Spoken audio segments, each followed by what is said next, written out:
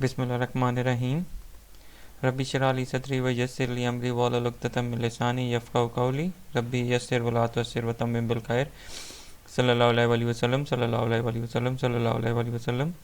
Assalamu alaikum students. We are going to start our new topic, that is from unit 2 term 1.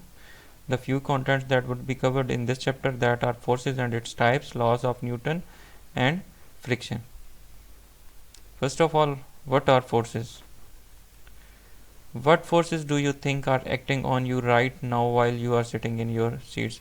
We have experienced when we are sitting on a seats how many type of the forces are acting on it.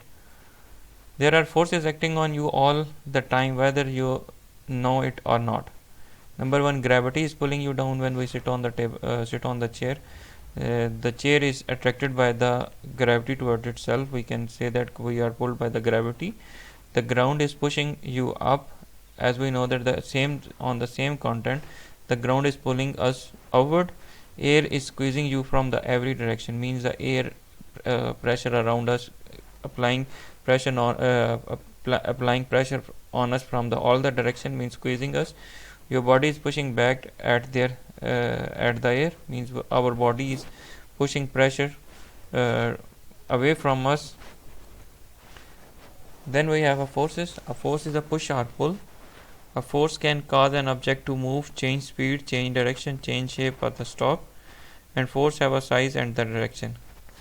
We can say that force is a vector quantity. It can require magnitude and direction as well. We can, if we get the example of a block, here we can say that the one person is pushing towards the right side, means that is the how much force is required, means that is magnitude, and he is pushing the block toward right side, that means having direction. So we can say that the force is a vector quantity. When you drop your pencil, gravity is pulling it to the ground, means when we drop our pencil, everything is attracted toward the ground, that is pulling. When you are walking around, your feet are pushing down onto the ground. When we are walking on the earth, our feet pushing the earth to backward, that means that is the pushing.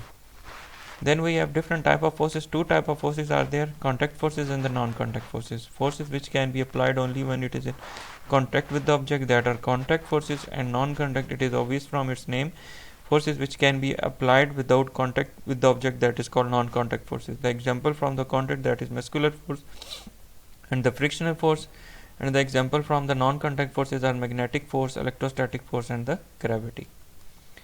Few examples are there: contact forces and the non-contact forces, that are applied force, spring force, drag force, frictional force, and normal force. And non-contact forces, magnetic force, electric force, and gravitational force. Then we have the Newton's law. Here we have Newton's first law.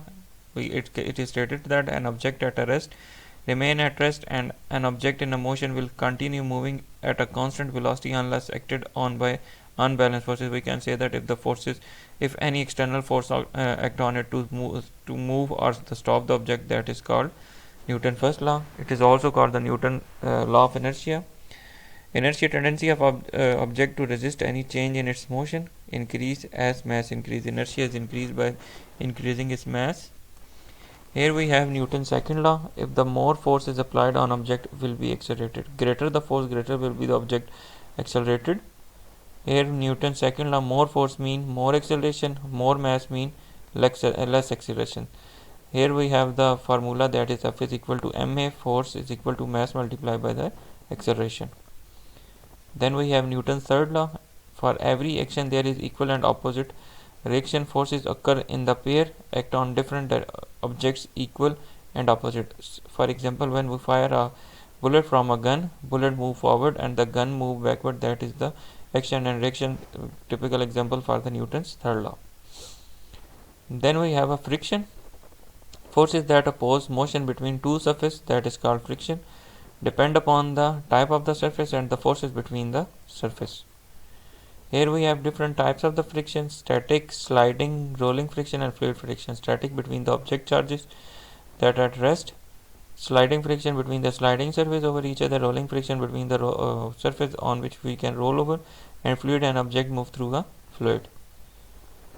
That is the few factors that friction is greater between the rough surface when there are greater forces between the surface, such as more weight. It's all about beta from your topic. Hopefully it could be clear to you all. Thank you. Good luck.